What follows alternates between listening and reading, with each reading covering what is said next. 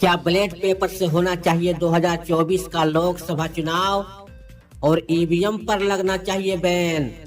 Hello दोस्तों, फिर से आप लोगों का स्वागत है 1 2 3 खबर में। तो दोस्तों, हम आपके लिए लेकर आए हैं 2024 में होने जा रहे लोकसभा चुनाव के सटीक ओपिनियन पोल।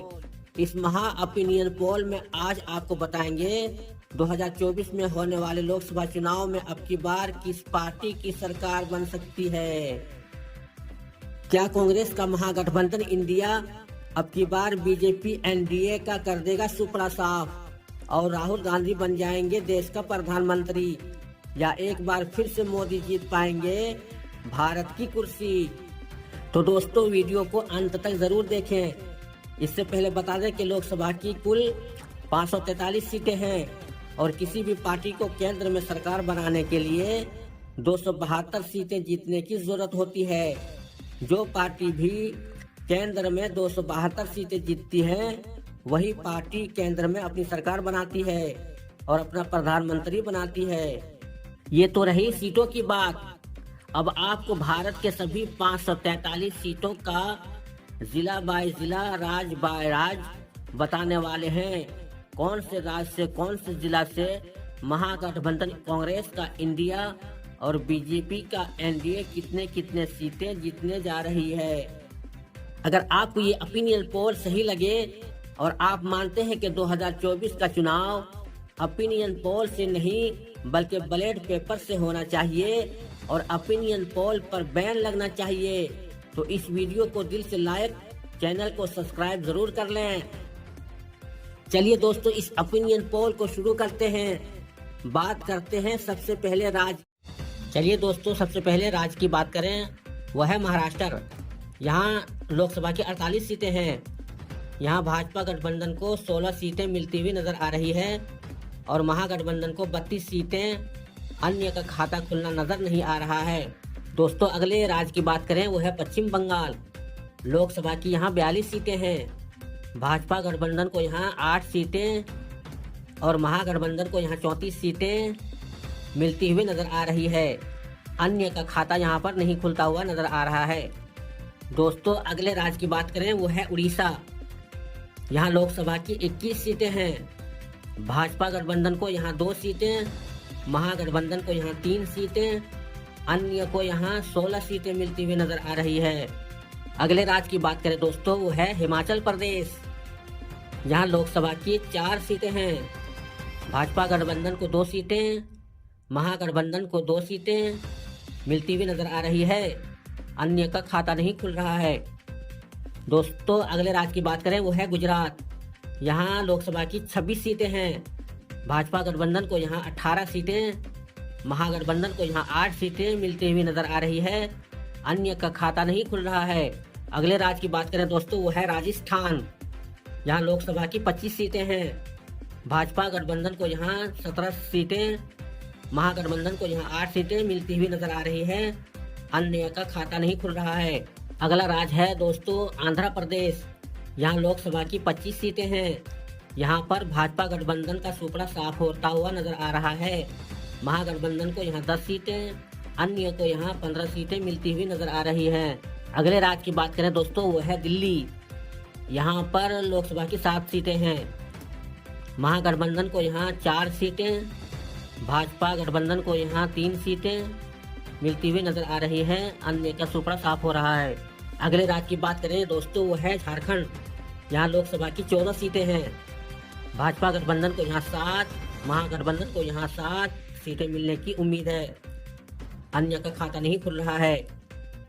वहीं अरुणाचल प्रदेश की बात करें तो यहाँ लोकसभा की 2 सीटें हैं। भाजपा गठबंधन को 1, महागठबंधन को 1, अन्य को यहाँ कुछ भी मिलता हुआ नजर नहीं आ रहा है।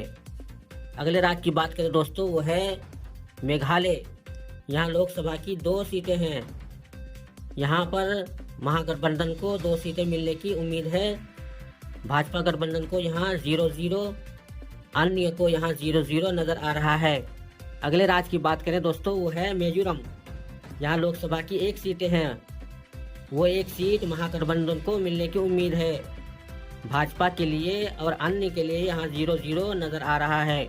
अगले राज्य की बात करें हैं दोस्तों, वो है जम्मू कश्मीर। यहाँ लोकसभा की 6 सीटें हैं।